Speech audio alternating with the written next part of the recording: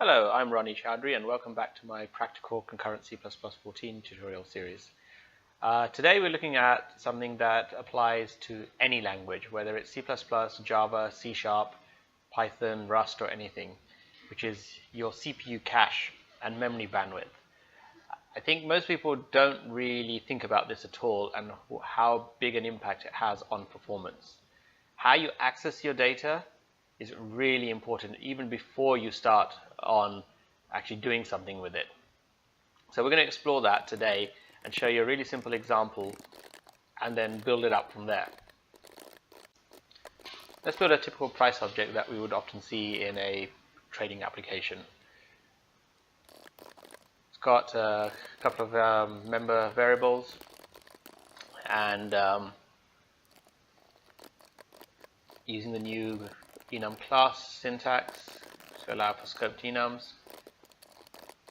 Simplest way of doing this, which I see most often in code, is this. We have a set of unique pointers. Here we call make unique to add prices to our vector. Just want to highlight that the vector is 32 bytes, the unique pointer is 8. The price itself is 3, an enum float and a bool plus a string. The string is 40, I think the others add up to 16, so 56 bytes altogether. Immediately what I've done is change this to a slightly more efficient form by putting the price by value into the vector. The vector will allocate a set of prices on the heap now, but at least those prices will be contiguous and will have one memory lookup rather than two. Syntax becomes also simpler because we do an mplace back, thus removing the need for being able to use a move constructor straight into there. Let's do a for each loop and see how the CPU will access the price object. Remember, one cache line is 64 bytes. It's going to iterate through each of these, doing an if statement on each. So the prefetcher will load up the 56 byte structure into a 64 byte cache line. You read 4 bytes and then move on to the next value. It's only going to read 4 bytes out of a 56 byte structure, and on that it's going to be on a single cache line. Not much use there. There's only about 6% bandwidth utilization.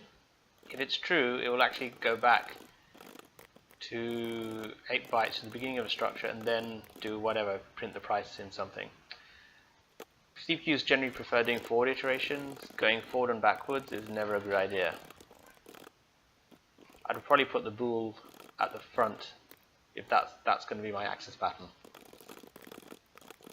This if statement is a branch, so the branch predictor will probably look at it and decide that if you mainly have dead prices, you probably skip the body of the if statement. So when you do evaluate to true, it will do a instruction stall as it flushes the cache and then continues.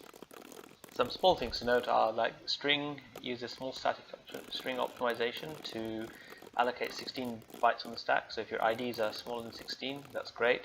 Ideally you want to hash your ID though, so that you don't even store the string and you store a hash of it instead, which is just a number. It's 4 bytes.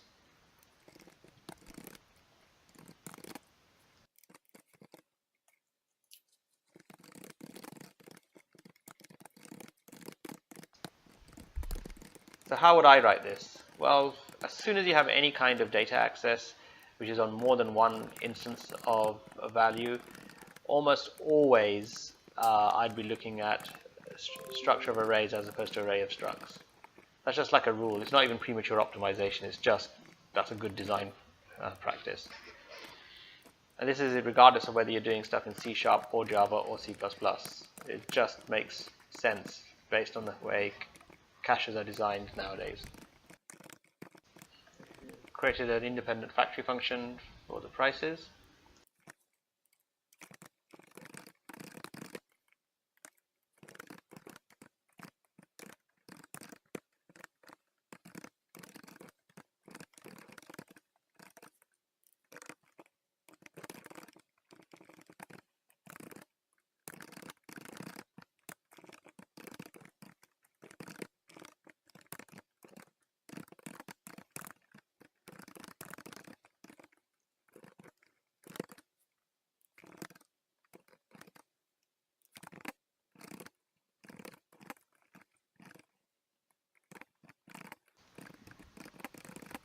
looking at this, we can reason about the access patterns here. We've got one vector, 32 bytes on a 64-byte cache line, so 50% bandwidth.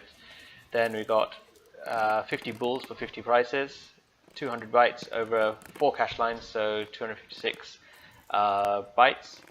So we can do the addition, so it's about 78.5% bandwidth utilization. A lot better. I wouldn't be too hopeful, but the compiler potentially could do a SIMD mask on the booleans, put them into a 512-bit register. That's pretty impressive, and I think more likely you'd have to do that manually, which I'll show you in a later tutorial.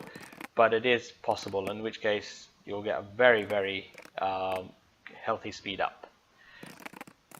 Thanks for watching. I hope this has been an interesting insight into how cache interacts with your code quite significantly and makes a huge impact to performance. Please join me for the next video, which I'm going to hopefully be looking at the SIMD code.